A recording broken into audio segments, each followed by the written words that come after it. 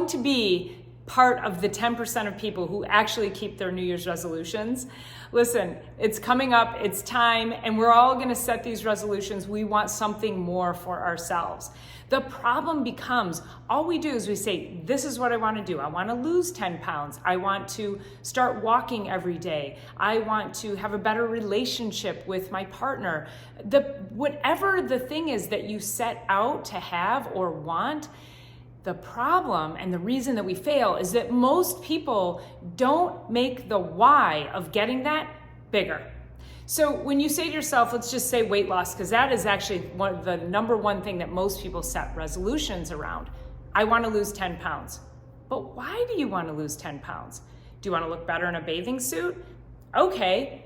Do you want to live longer? Do you want to maybe try to get off medications? Do you want to just feel better? Maybe you're sluggish and you're not sleeping well. Maybe you have headaches. Maybe you have digestive problems. But what we know is that when you carry excess weight, it actually affects you metabolically, and it can lend itself to a whole slew of other health problems. So when you say you want to do X, what is the why behind it? And then Z, I don't know. So what is it that you want to do? Set that goal, but you've got to really write down and get real with yourself. Why? Why do you want to do this? But here's the other part of it. What happens if you don't? And when I did my TED Talk back in October, I talked a little bit about this, is that we all make excuses, but we allow the excuses to be bigger than our reason why we want to actually have something better for ourselves. So it's really important to write down what happens if you don't do this thing. And of course, you all have heard me talk about what do the last 10 years of your life look like if you don't. But what do the next 10 years of your life look like if you don't? What do they look like if you do? Are you going to have a better relationship with your spouse? Will you be sleeping better? And when you sleep better, you actually are more productive. You can think more clearly. You're active. You have more energy. But with those things in mind, if you don't do them, are you going to notice more of a decline? Will your medications increase? Will you start to become more sluggish? Will you end up in a wheelchair? As I had one patient say to me not too long ago that she was so sick that she didn't think she'd be around in 10 years. So this is really sad to me because I know that 75% of our health problems are all food related. It's the junk we're putting in our mouths on a daily basis.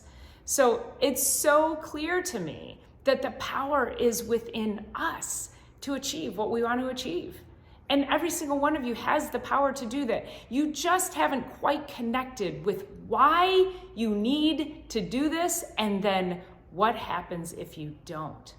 So take a moment over the next couple of days, set your goals, and don't set a whole laundry list of things. Set maybe 2 or 3 things that you think are pretty attainable. But then tell yourself, okay, if I do this, how will my life change? How will this impact my family, my relationships, my kids, my retirement? Am I building a legacy for health? Am I leading by example? And then what will happen if I don't do these things?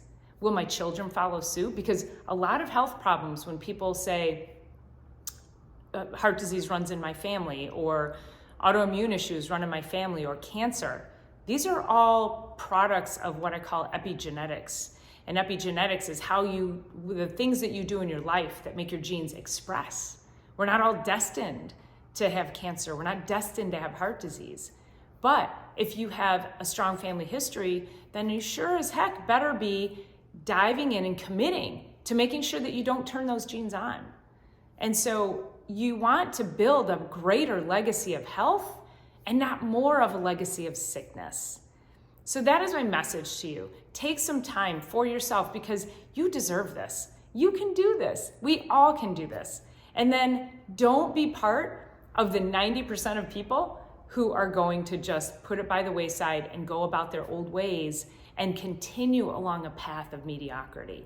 There's so much more for us out there. And I want to help you get to that place. So If you have any comments for me, please leave them here. If you're struggling on how to keep those resolutions, let me know, because I've got some ideas for you. And as always, I appreciate you being here, appreciate you watching, and I'll see you on the next one. See ya.